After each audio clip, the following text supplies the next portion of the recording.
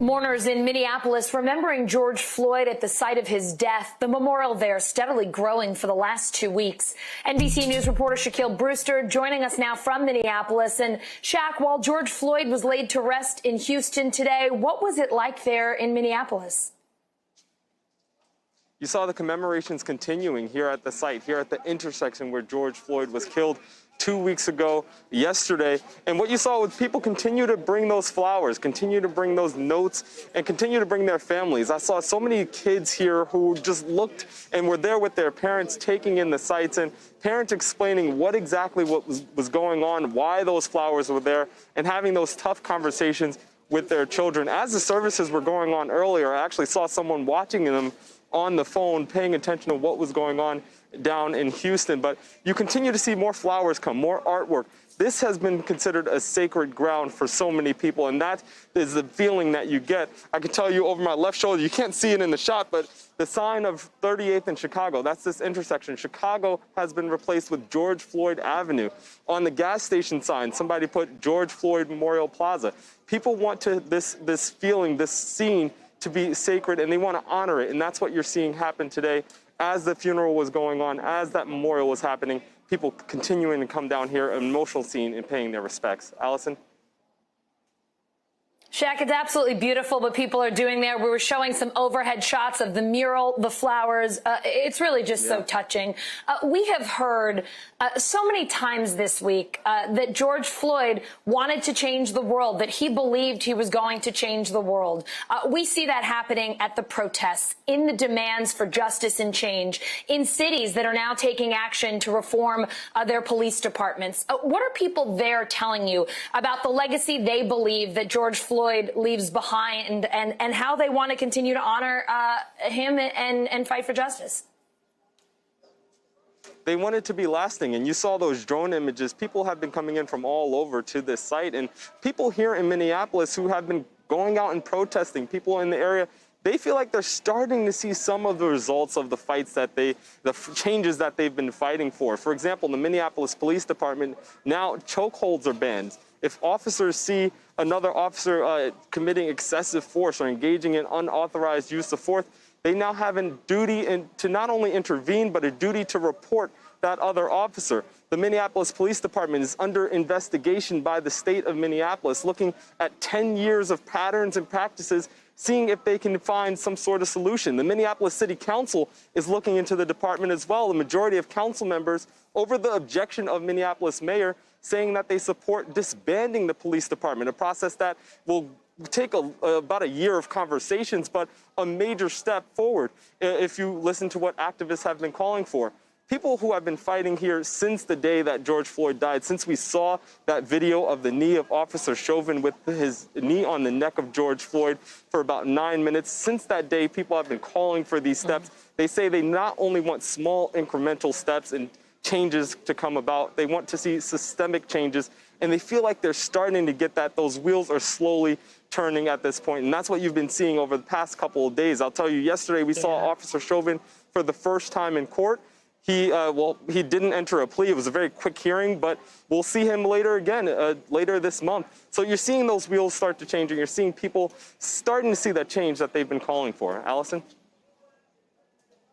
Yeah, absolutely, Shaq. He said he wanted to change the world, and we are seeing signs of that happening already. Shaquille Brewster in Minneapolis, thanks for being with us. Thank you. George Floyd laid to rest in his hometown of Houston today. His death setting off a global movement against racial injustice. Family, friends, and public officials celebrating Floyd's life and his legacy in a powerful homegoing ceremony filled with prayer, praise, and tears. I just want to say that I'm going to miss my brother a whole lot, and I just want to say to him, I love you, and I thank God for giving me my own personal Superman. God bless you all. NBC News correspondent Steve Patterson joining us now. And Steve, how is George Floyd being remembered in Texas today? Well, I think in multiple ways, and I think that's why this is so powerful, because it's different things to different people. First and foremost, this is a guy named Big Floyd from a place called H-Town, friends and family getting together to remember their brother and friend. That is the foremost thing that this is. You know, so you heard the emotional statements from the family.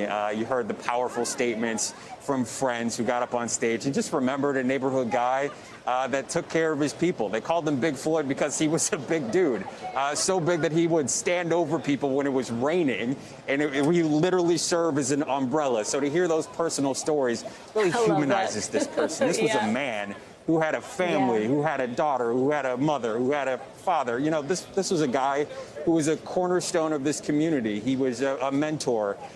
He was a star athlete. Everybody in that neighborhood, everybody in that community looked up to Floyd, who had an athletic scholarship, who wanted to change the world from very early on. So that's first and foremost. The second way you can look at it is this is a cultural phenomenon. Even before this started, you got the sense that this was part of this historical inflection point, that this would be a moment that would congeal on this day after 15 days of unrest and policy discussion and protests that have swept the entire world, that this was the coalescence of all of those days, all put together. And it was put together, you know, by the famous singers, by the, as you mentioned, the civic leaders, by the civil rights leaders who all came and descended upon this one small place to give this remembrance to this one person that is now more than one person. This George Floyd's name is now a symbol of injustice and police brutality across the world.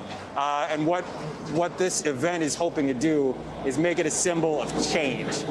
So you saw, I mean, one of the most poignant moments was Floyd's niece. You know, and you think that's part of the first thing about remembering who he was, but she put it in the context of this is my uncle who could change the world just because of the horrific act that he went through. Nobody wanted to be there because nobody wanted to be in a memorial, because nobody wanted the fact that he was killed. But I think this moment is sure as an inflection point of what's happening across the country, Allison. Yeah, Steve, we heard so many moving things, whether it was friends, whether it was family, whether it was politicians. We heard from former Vice President Joe Biden and Representative Sheila Jackson Lee as well. Tell us a little bit more about what they said. Yeah, and that brings me to point 3, which is this could be a moment of actual change. One of the other people we heard was the mayor of Houston, who wants to now introduce an executive order that would essentially reform, at least on the surface, the way some of the policing is done here. It's the same as you've heard in other cities, namely Minneapolis, which would ban chokeholds as a practice in the city of Houston. It would also, you know, require officers to intervene in case there was any malpractice going on. It would also require a verbal announcement if an officer were to draw his weapon. That is something that the mayor says has already been drawn up, and that's something that he's going to immediately after this funeral should be doing now, running to his office to sign right away. So meaningful, impactful change coming from a cultural event like this, I think is really big. And that's part of what people wanted to see, you know, for the past 2 weeks. This is the moment I think a lot of people have been waiting for, and I think a lot of people are hoping that this carries forward into the lawmaking and policy making and of everybody in every city across the country. Allison. Steve, what can you tell us about George Floyd's final resting place, about his burial? Yeah, so we're standing outside of it right now. This is you can see the water tower up there. At least I do. I'm not sure if you do, but it's actually Pearland, Texas. The reason why it's significant, it's about 12 miles away from the actual funeral. It was blocked off. Streets became blocked off, and the purpose of this place is this is where George's mother was laid to rest as well, Sissy, as they call her, Miss Sissy, if you were part of this community. And, you know, obviously watching that video, as we all did, you watch literally this man die. One of the last things he says is mama, in reference, obviously, to his mother. So we know he loved his mother. And the purpose of him coming here is to be laid to rest right next to her. And so that was the purpose here. He was brought out in a horse-drawn carriage at the end of a long procession that shut down the better part of this city as he came here, but surely an incredible sight. And I think giving some catharsis to people on the ground here who wanted to see some way to grieve. And I think that's what today was all about, Allison. Absolutely. Steve, just an absolutely moving service, an incredible day. Yeah. Steve Patterson, thank you so much. Yeah, thank you. Hey, NBC News viewers, thanks for checking out our YouTube channel. Subscribe by clicking on that button down here and click on any of the videos over here to watch the latest interviews, show highlights, and digital exclusives. Thanks for watching.